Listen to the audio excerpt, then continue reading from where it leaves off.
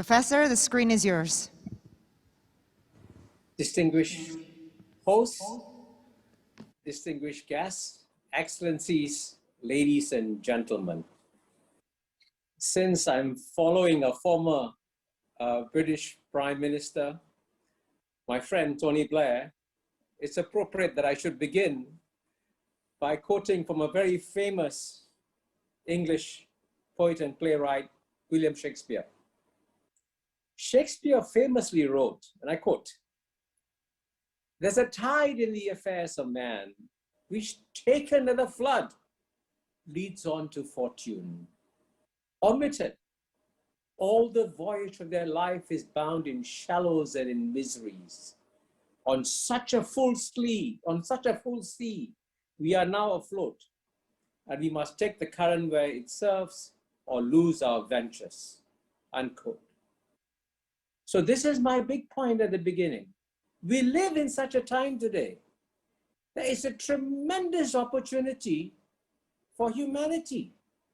And let's seize it now. Because there's one simple fact about the human condition that almost nobody is aware of, that we have done more to improve the human condition over the past 20 years in the 21st century than in any other similar period in human history. We have more than halved global poverty. Life expectancy has gone up from 66.3 to 72.4. Infant mortality has gone down from 52.8 to 28.2 per 1,000 live births. And Indonesia itself is a prime example of this extraordinary progress. Its GNP has gone up from $165 billion in 2000 to over $1 trillion in 2020. Look at that. $165 billion to $1 trillion in 20 years. Its trade with the world has grown from 96 billion to 339 billion. Poverty has declined in Indonesia. The middle class is growing. But even as I share this good news, we all know that despite this remarkable progress in the world, in Asia and in Indonesia, it's also true that we now live in a pessimistic world. As President Joko Widodo has said, as Prime Minister Tony Blair has said, COVID-19 has shut down our world for over 2 years. With aviation traffic down, global tourist flows have declined. And sadly, even as we speak, the COVID-19 cloud continues to haunt our world. To make matters worse, another dark cloud hangs over the world, a geopolitical cloud. As we all know, a major geopolitical contest has broken out between the United States and China. And I'm glad that Prime Minister Tony Blair referred to it too. So at a time when we need global unity to handle global challenges, we are entering a more divided world.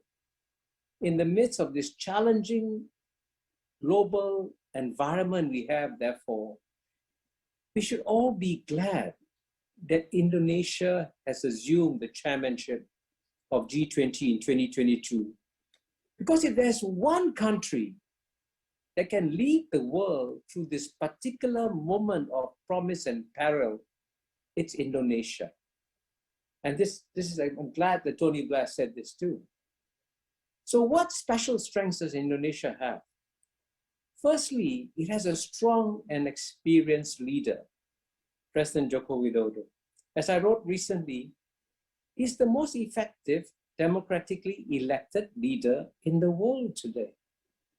Secondly, in our diverse, multi-civilizational world, Indonesia's national motto of unity in diversity, Bhinneka Tunggal Ika, should become a global motto. And thirdly, Indonesia is a country that is trusted by both East and West, especially by both China and the United States, and equally importantly, is trusted by the developing countries too. In fact, no other country in the world, therefore, is as well suited as Indonesia to lead the G20. And Indonesia has provided leadership at critical moments in history, the 1955 Bandung meeting, the 1994 APEC Bogor meeting. So Indonesia can once again provide leadership now. And I believe that Indonesia can do by sending out 3 key messages during its chairmanship of G20. Firstly, we must learn the big lesson from COVID-19. It has taught us that we all live in a global village, and to use an Indonesian word, in a small kampung. And if you live in a small kampung, if one person falls sick, all of us are going to fall sick. And that's what's happened to the world, which is why the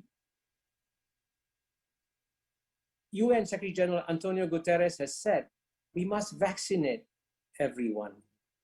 And what's remarkable is that the cost of vaccinating the world is very low. It's only $50 billion. And you remember, the last effective G20 leaders meeting was the London meeting in April 2009, which saved the world from the global financial crisis. And they had to commit $1 trillion. Today, we only have to commit $50 billion. And there'll be a return of 180 to 1 on that investment, $9 trillion gain. And even Prime Minister Tony Blair referred to how the global economy will be strengthened if we can eliminate COVID-19. So clearly, if we can vaccinate everyone, it will save the world dramatically. And that can be done at the G20 meeting.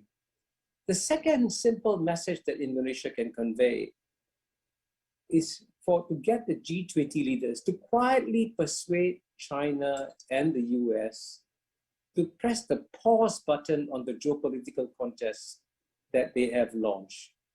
Clearly, many countries, especially the poor countries, are still struggling from COVID-19 and the global economic downturn.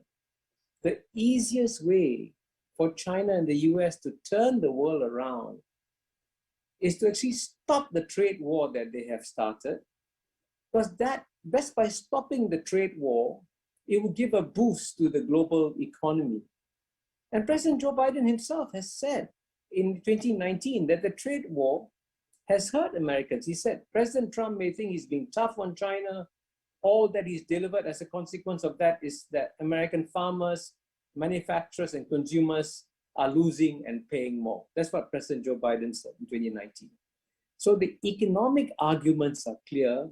The trade war is not helping anybody. It's not helping the United States. It's not helping China. It's not helping the world. So this is, again, as Prime Minister Tony Blair said, Indonesia has probably a unique ability to be persuasive in this area. That's the second message that Indonesia can help to convey. And the third important message that Indonesia can convey is to perhaps tell the world that there is one part of the world that is actually continuing to believe in trade and globalization. And that's, of course, East Asia. We all know that this year in January, Indonesia, together with the other ASEAN countries, together with China, Japan, South Korea, and Australia, New Zealand, has launched the world's largest free trade agreement, the Regional Comprehensive Economic Partnership. It will give a significant boost to trade and economic development in this region. And the tragedy here is that the virtues and free trade and economic development were taught to East Asia by the Western countries. But today, the Western countries, sadly, including especially the United States, are walking away from these free trade agreements, walking away from greater global economic cooperation. But since Indonesia, as I explained earlier, has participated in such a dynamic fashion in East Asia's economic growth, it can use the East Asian model to tell the world that, hey, there is a better way out for the future.